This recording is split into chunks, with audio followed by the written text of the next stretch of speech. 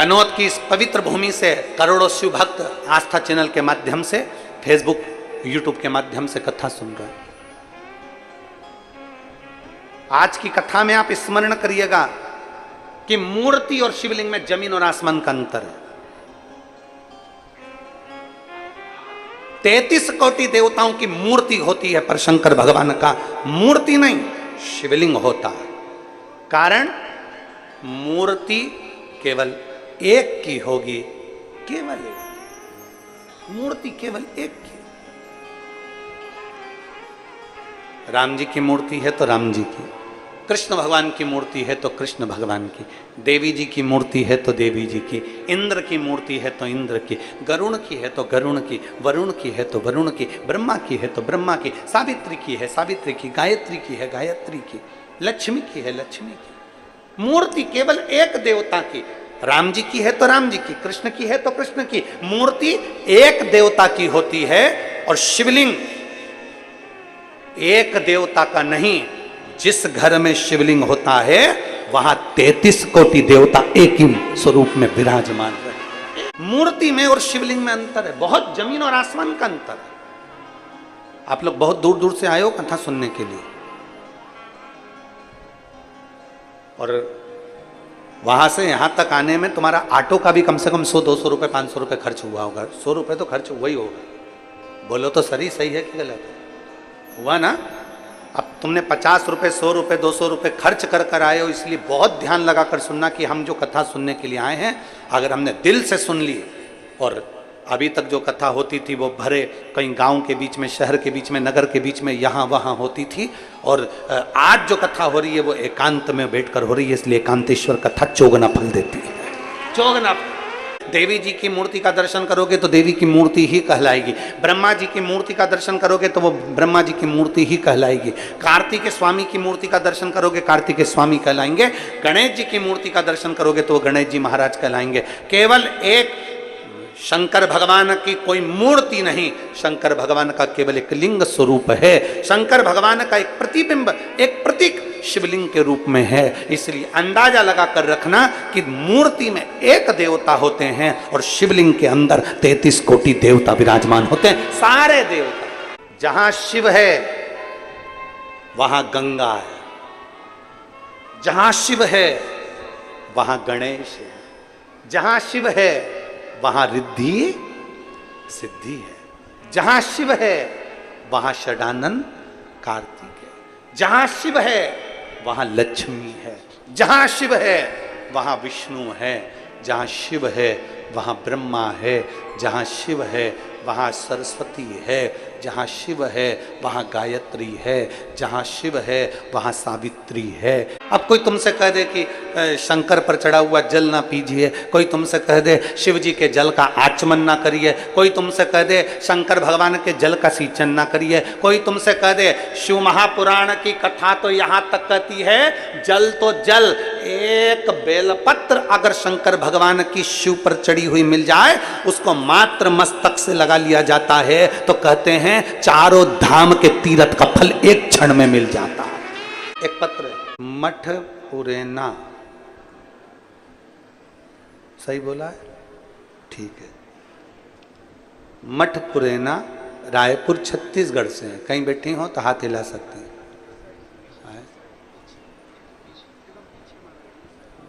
बच्चे आए हैं, दोनों आए हैं, लिया दोनों बच्चों को लिया। रवि साहू, बहू वंदना साहू, मठ पुरेना रायपुर छत्तीसगढ़ से। गुरुदेव, मेरी बहू के गर्भ नहीं ठहर रहा था,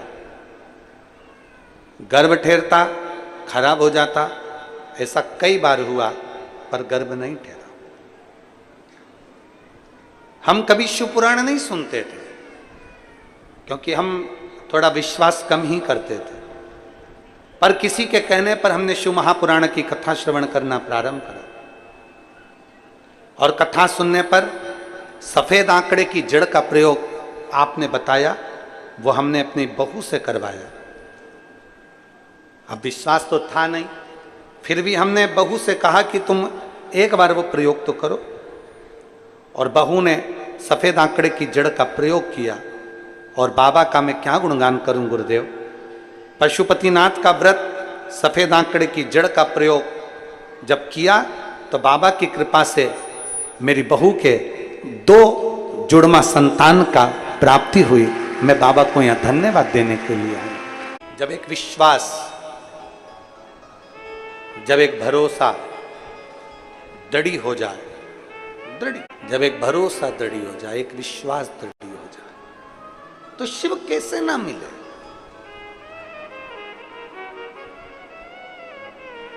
शंकर भगवान पर चढ़ी हुई भस्म, शिव जी पे चढ़ी हुई भस्म की भी कीमत करोड़ों में हो जाती है, करोड़ों में।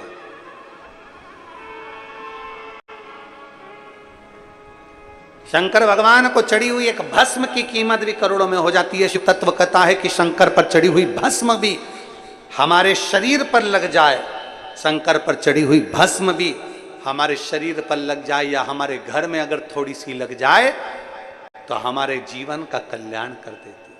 शिव पर चढ़ी भस्म, शंकर पर चढ़ी एक बेलपत्र, शंकर का नाम का स्मरण गुणगान। एक पत्र और है, देखिए। मैं उमा त्रिपाठी, स्थान काशीराम नगर। काशीराम नगर कहाँ है? यही है क्या? अच्छा, कहीं बैठी हैं उमा जी त्रिपाठी? कहीं बैठी हो तो जरा दोनों हाथ ऐसे हिलाओ तो दिख जाओगी। उमा त्रिपाठी कहीं बैठी हो तो हाथ हिलाइएगा। हाँ, फिर से हिलाओ एक बार ऐसे हाथ। हाँ, दिख गए हो, ठीक है। आइए, पधारिए, एक बेलपत्र लेकर जाइएगा, जाओ।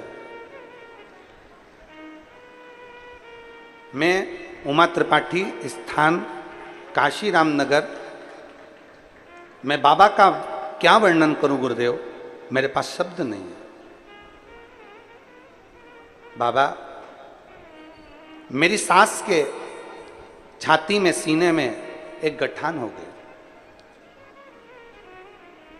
जब गांठ हो गई सीने में तो डॉक्टर को जब बताया गया तो मालूम पड़ा कि उनको कैंसर हो गया।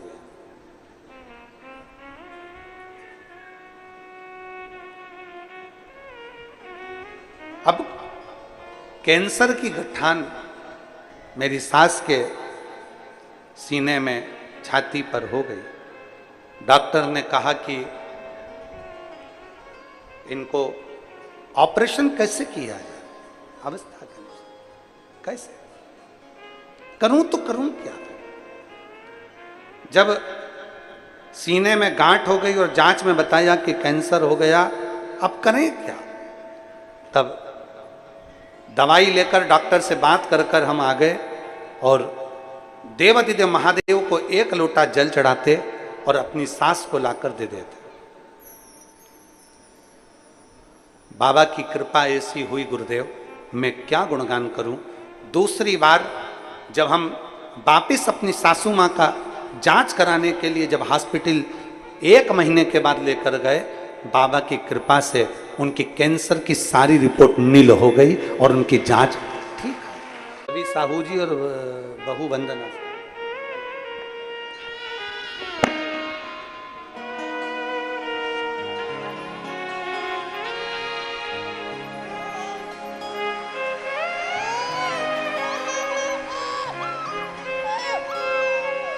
एक बार जोरदार ताली बजाकर दोनों का स्वागत।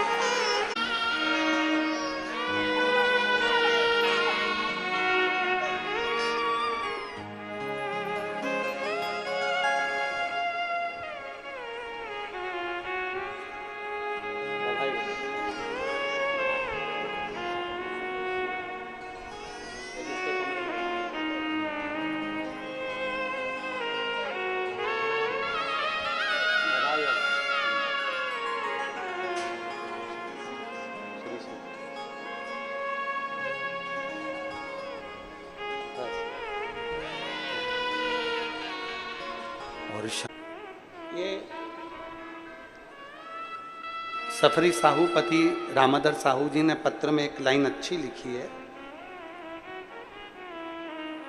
हम नहीं जानते थे कि शंकर के शिवलिंग पर चढ़े हुए जल की महत्वता क्या। हम नहीं जानते थे कि शंकर पर चढ़े हुए शिवलिंग पर,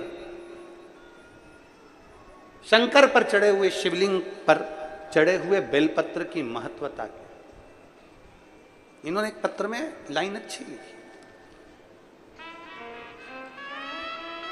दुनिया के लोग जिस दिन जान जाएंगे ना कि शंकर का शिवलिंग का चढ़ा हुआ जल कितना महत्वपूर्ण है, दुनिया का एक एक बच्चा आ जाइए, आ जाओ,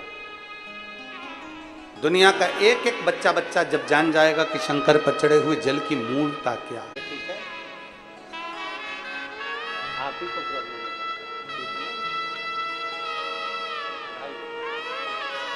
बाबा की कृपा।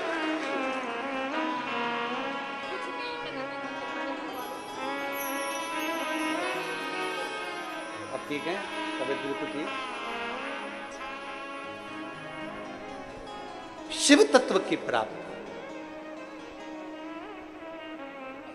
जिस दिन एक शंकर भगवान पर चढ़े हुए जल की महत्वता को दुनिया के लोग जान जाएंगे तो समझ में आ जाएगा कि शिव पर चढ़ा हुआ केवल जल जल नहीं होता, शंकर पर चढ़ा हुआ तो गंगा जल होता है, और जिस जल को पीने से सारे पाप ताप समाप्त हो जाते, सब कुछ